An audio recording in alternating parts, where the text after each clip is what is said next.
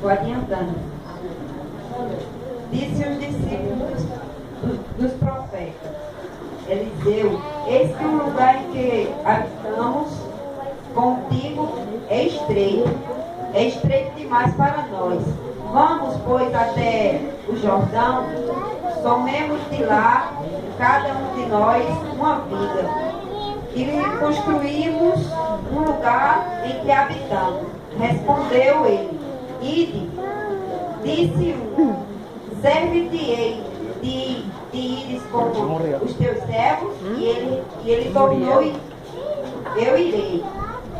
E foi com eles. Chegando ao Jordão, cortaram madeiras.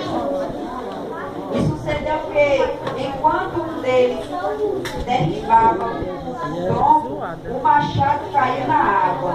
E ele gritou e disse: ai, meu Senhor, porque era emprestado. Perguntou o homem de Deus: onde caiu? Mostra-me. Ele mostra-me o lugar. Então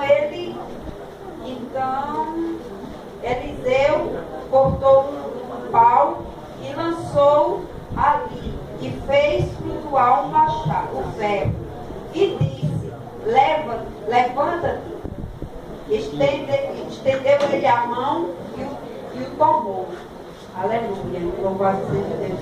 O que eu fico impressionado com essa passagem é a intimidade que aquele homem tem com Deus. A fé que aquele homem tinha com Deus.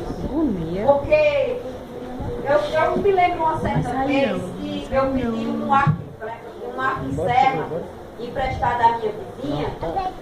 E na casa da minha outra vizinha, que ficava quintal com a minha casa, tinha uma cisterna.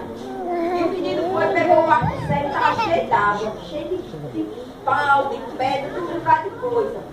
E tinha muita água. E ele foi, pegou o arco e serra e jogou lá. E a vizinha pedindo, da frente. E eu disse: meu Deus, e agora? Como é que eu vou tirar isso? Se água secar,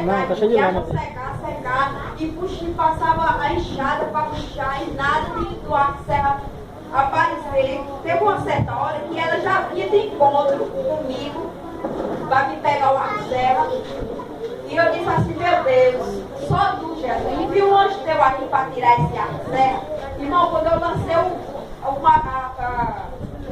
a enxada novamente, veio o abençoado do arco e serra. Eu digo: oh, Jesus, muito obrigado. E comecei a agradecer.